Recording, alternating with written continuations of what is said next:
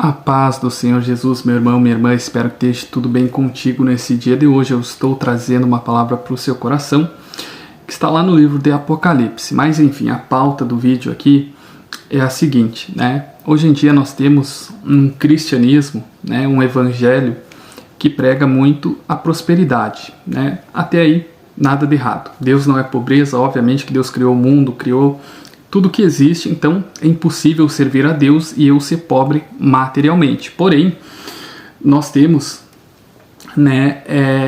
igrejas hoje que pregam somente a prosperidade. Não, se você seguir a Jesus, você vai enriquecer, sua vida vai se tornar um mar de rosa, tudo vai ficar mil maravilhas. Fala pra mim se não é isso que mais tem hoje em dia no mundo. É isso, né? E eu quero estar meditando com os irmãos, né, em dois polos dessa situação, né? A situação de quem realmente prospera na presença de Deus e quem não prospera. Amém? Os dois textos que eu vou estar compartilhando com os irmãos estão lá no livro de Apocalipse. O primeiro texto está em Apocalipse, capítulo 2, verso 8.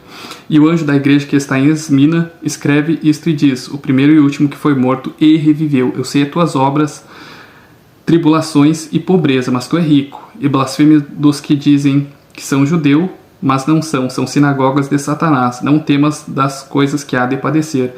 E eis que o diabo lançará alguns de vós na prisão, para que sejais tentados, e tereis tribulação de 10 dias, e ser fiel até a morte, e dar-te-ei uma coroa da vida.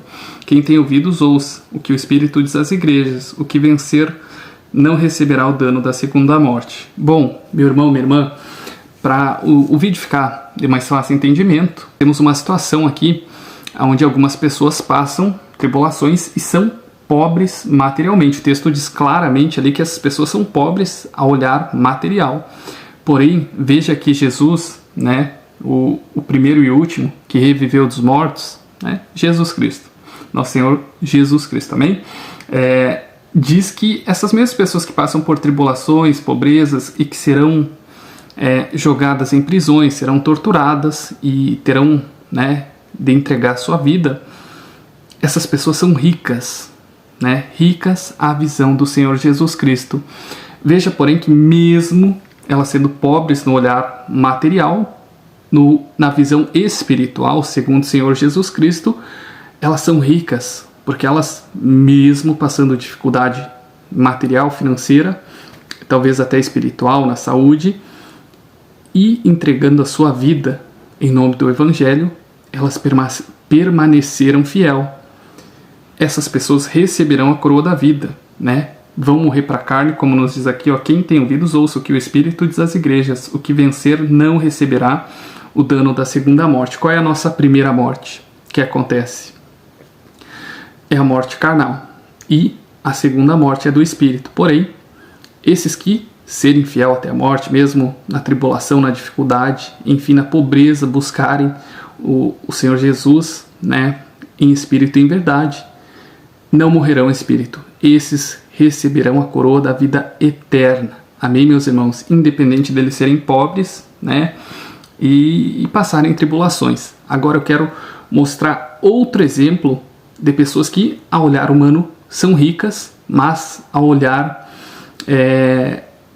de Deus em espírito são pobres. Amém? Meus irmãos, outro texto que eu quero estar compartilhando ainda em Apocalipse, capítulo 3, verso 14, né? E o anjo da igreja que está em Laodiceia escreve isto, diz o Amém. A testemunha fiel, a verdadeira, o princípio da criação de Deus. Eu sei as tuas obras, sei que nem és frio nem quente, tomara fores frio ou quente, assim porque és morno, não és frio nem quente, vou vomitar-te-ei da minha boca. Como dizeis, sou rico, estou enriquecendo e de nada tenho falta. E não sabeis que és desgraçado, miserável, pobre e cego e nu. Olha só, meu irmão e minha irmã, né, que dois exemplos extremamente distintos, né? Nós vimos ali no primeiro texto que eu compartilhei com os irmãos em Apocalipse, pessoas que, ao olhar humano, elas eram pobres, elas passavam dificuldades, elas passavam problemas, inclusive algumas delas chegaram a perder a sua vida por serem cristãos verdadeiros, né? E aqui nós temos outros exemplos de cristãos, né? São pessoas que, ao olhar humano, estavam enriquecendo, né? Estavam prosperando. O povo dessa cidade de Laodiceia aqui, da igreja de Laodiceia, eles eram pessoas muito prósperas, porém a prosperidade deles adivinha da idolatria que eles praticavam ao imperador romano. Esse mesmo imperador romano caçava, perseguia todos os judeus e principalmente os que serviam ao Senhor Jesus. Então, o enriquecimento dessa igreja aqui de Laodiceia não era de Deus. Eles inclusive chegavam a pensar que era de Deus, mas o Senhor Jesus Cristo exorta eles dizendo: olha, vocês podem estar enriquecendo financeiramente, mas aos meus olhos vocês continuam pobres, desgraçados, cegos e miseráveis. Você já pensou? Tá com a sua conta cheinha, gorda, mas aos olhos de Deus você ainda continua pobre e miserável. Porque, meu irmão, minha irmã, não é quanto eu e você temos na conta que vai dizer, né, pelo menos para Deus. Para o homem, eu tenho certeza que é o dinheiro que conta, na grande maioria das vezes, nem sempre. Também hipocrisia e maldade falar isso, né? Seria um alienamento colocar de tal modo. Mas para Deus não tem nada a ver, né?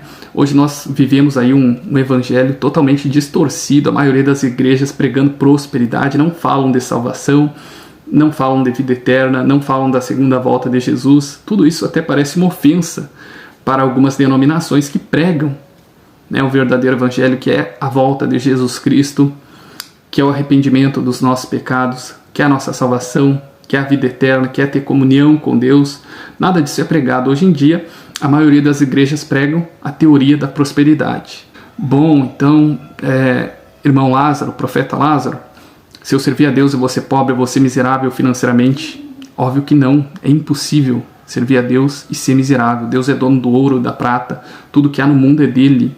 Só que a nossa riqueza, os nossos ganhos financeiros são consequências da nossa relação com Deus. Nós não idolatramos o dinheiro, nós não temos amor ao dinheiro, né? Imagina você servir um Deus tão rico como o nosso que é dono de tudo que está disponível no mundo. Eu creio que Deus não vai dar nem um pouquinho para mim se eu ser fiel, se eu batalhar, se eu estiver junto com Ele, fazer a obra dele. Tolice, né? Acho que é impossível. Porém, e aí então, os irmãos vão dizer: poxa, mas se é possível, então o que tem de errado? Não é errado querer ser abençoado por Deus, porque isso, inevitavelmente, se eu sou fiel a Deus, se eu tenho uma relação boa com Deus, se eu o busco, se eu permaneço na presença dele, se eu obedeço, inevitavelmente, meu enriquecimento material vai acontecer, né? Pode levar um tempo, não é do dia para a noite, mas acontece. O que não é certo é colocar os bens materiais na frente da nossa salvação, do nosso relacionamento com Deus. Isso não é certo, entende, meu irmão e minha irmã? E que é o que as igrejas fazem. A maioria das igrejas hoje não pregam mais o verdadeiro evangelho, que é a salvação, o arrependimento de pecados, comunhão com Deus. Não, a maioria das igrejas coloca um cartaz bem grande. Hoje em dia tem rede social: venha para o culto da prosperidade, do enriquecimento, enfim, né? Chega a ser deplorável. Não tem nem pé nem cabeça, como diz o outro, né? Meu irmão e minha irmã. E aí, qual é a sua riqueza? Você quer ser rico para os homens ou quer ser rico para Deus? Dá para ser rico para os dois, né? Perante aos homens e a Deus, tendo comunhão, estando com a sua salvação em dia e sendo fiel a Deus até a morte. Amém, meus irmãos e minhas irmãs? Fique com a paz e a graça do nosso Senhor Jesus Cristo. Amém?